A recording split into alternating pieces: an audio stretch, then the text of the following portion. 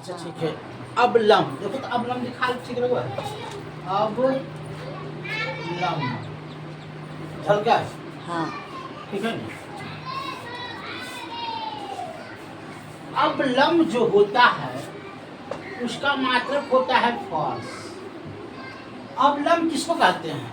जो वस्तु स्वतंत्र रूप से बड़े निर्भय होकर के स्वतंत्र रूप से घूमता हो उसको अब लंब कहते हैं।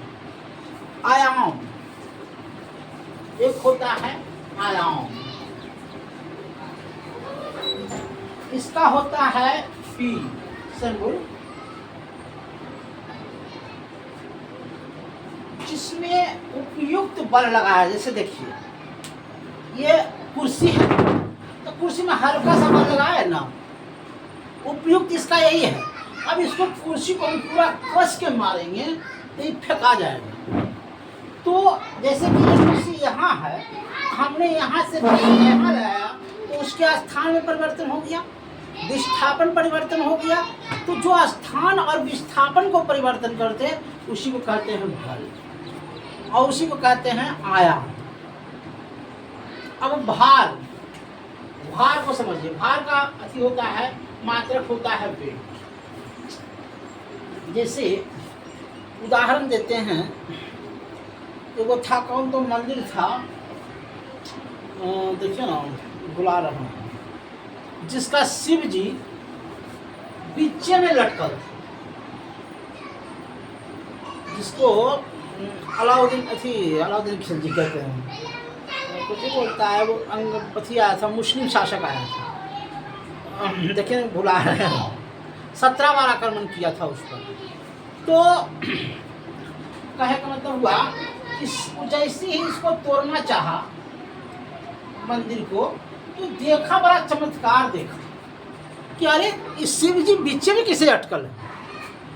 शिव जी का मूर्ति जो है वो बीचे में कैसे अटकल है? अब तो धरती पर रहना चाहिए या तो आसमान में रहना चाहिए, बीचे में। बस वो अपना सेनापति को बुलाया, अरे मूर्ति कैसे है यार, तो डर लग रहा है। तो वो जो है क्या किया कि चुम्बू के कारण ऊपर से भी खींच रहा था, चुम्बू के कारण नीचे से भी खींच रहा था, दोनों तरफ इसको ऐसी था। वो यहाँ भी ढा दिया, यहाँ भी ढा दिया, मूर्ति धराम से नीचे गिरी। तो उसको बोलते हैं भार, भार लेकर के बैठा था। एक होता है प्रथम श्रेणी, प्रथम श्रेणी, जिससे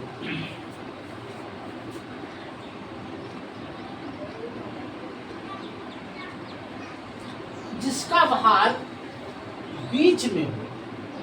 जैसे आप कैंची देखें, कैंची को काटिएगा ना तो उसका भार बीच से कटेगा, है ना। तो जिसका भार बीच में हो उसको प्रथम श्रेणी कहते हैं। और द्वितीय श्रेणी, जिस द्वितीय में है श्रेणी में जिसका भार आयाम हो, प्रथम आयाम हो। आयाम में तो समझते हो, जैसे हल, हल है तो हल में क्या है, हल्का सा बल लगावेंगे ना तो हल खिंचाएगा। तो आयाम के माध्यम से घूर्णन होता है इसमें।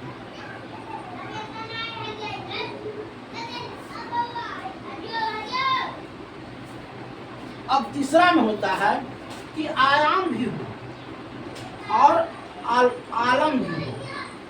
जैसे चिमटा, चिमटा जो होता है ना, ऐसे करके उठाइएगा ना तो आयाम भी लगेगा और आलम भी लगेगा। अब आइए कार्ड,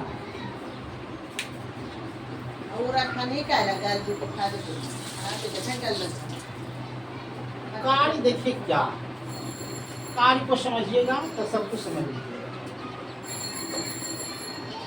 कार्य, इसका मात्रक होता है F, इसका सूत्र होता है A। कार्य का मात्रक E, सिंबल होता है W, इसका सूत्र होता है F गुने D गुने cos थीटा।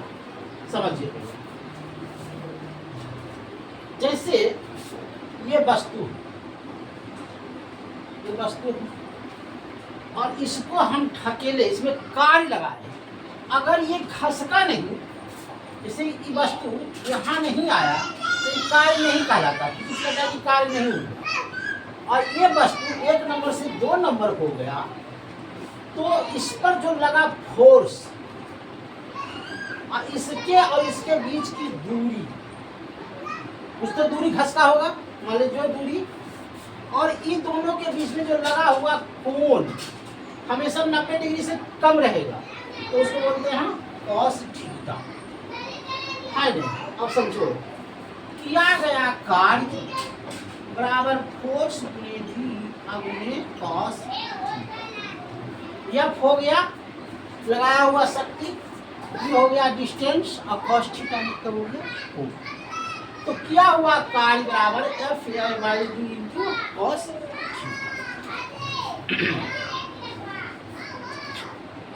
अब देखिए 1 जूल बराबर होता है 7 अर्ग, 10⁻⁷ अर्ग, और 1 अर्ग बराबर होता है 10⁻⁷ जूल। समझिए 1 जूल बराबर होता है 7⁻⁸ और उलट दीजिए 1 अर्ग बराबर 10⁻⁷ जूल।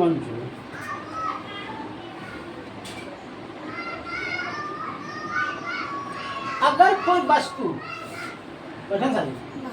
अगर मान लीजिए कोई विस्थापन हुआ 0 तो विस्थापन बराबर 0, विस्थापन 0 हो गया तो 0, तो कोई कार्य नहीं हुआ। जैसे कोई बच्चा पेड़ की डाली पर बैठा हुआ तो चार्ज कर रहा है, वो कुछ कार्य नहीं कर रहा है। पेड़ की डाली पर बैठा हुआ व्यक्ति कुछ कार्य नहीं कर रहा है, उसको कुछ कार्य नहीं, तो उसका कार्य होगा 0। विस्थापन हो पे नहीं किया, कुछ उसने कार्य नहीं किया। फिजिक्स कहता है कुछ नहीं कार्य किया।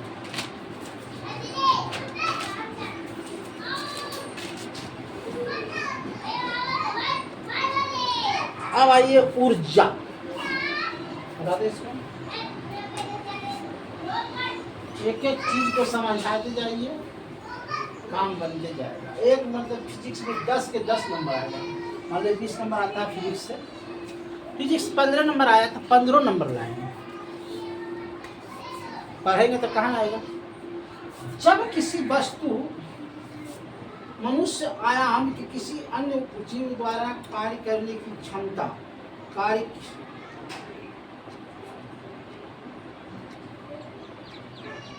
जैसे कार्य क्या हो गया इसमें,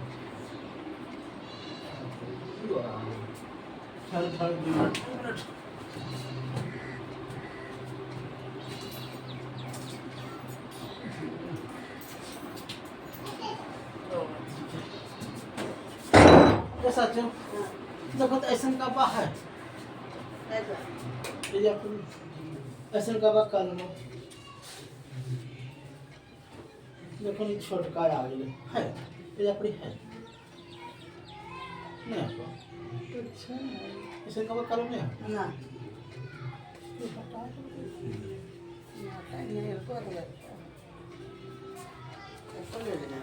हाँ नहीं संग को ले अपन ले अपन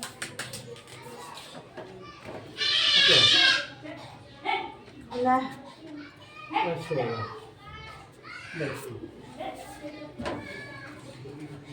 ऊर्जा क्या,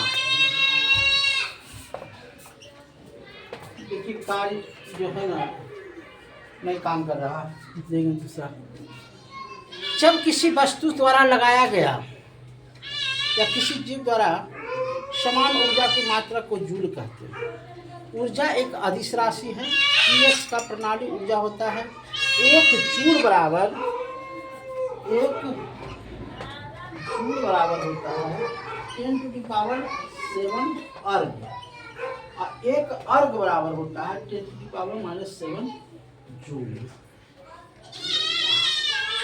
ऊर्जा 2 प्रकार के होते हैं, गतिज ऊर्जा और अस्थितिज ऊर्जा। समझ लीजिए, गतिज ऊर्जा को सूत्र होता है के ई किनेटिक एनर्जी बटा 1/2 mv²।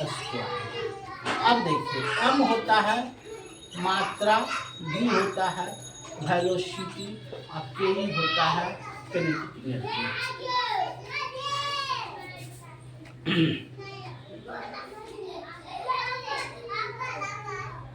अगर इसमें द्रव्यमान को दुगना कर दिया जाए, माने ये 4 हो जाए, तब वेलोसिटी क्या हो जाएगा? आधा हो जाएगा। जैसे मान लीजिए ये कलम है तो हम कुछ और फेंकेंगे और इतना बड़ा पत्थर हो जाएगा तो आधे में फेंकाएगा, है नहीं?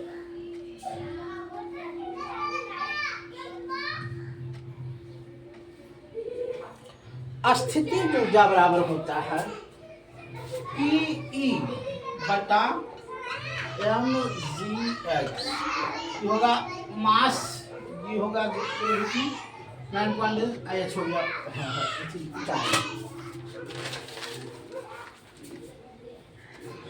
यांत्रिक ऊर्जा बराबर होता है स्थिति ऊर्जा और बटा गति ऊर्जा। तो स्थिति ऊर्जा होता है 1/2 mv² प्लस mgh हो गया।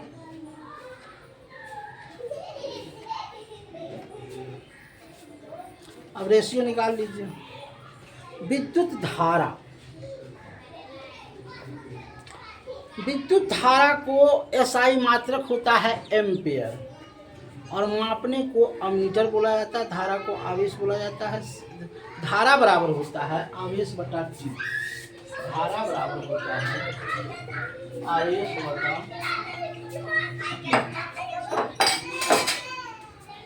विद्युत आवेश क्यू। विद्युत धारा बराबर होता है क्यू बराबर एन ई बटा इतना न्यूट्रल इलेक्ट्रॉनिसिटी।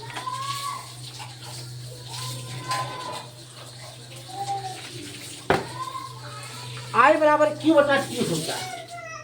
आई बराबर क्यू वाई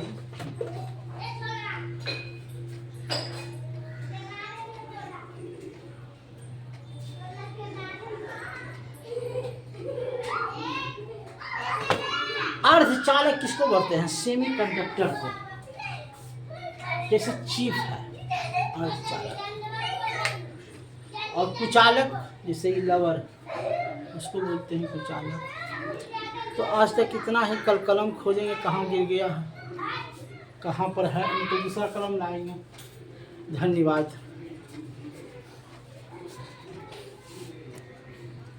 कुछ नहीं।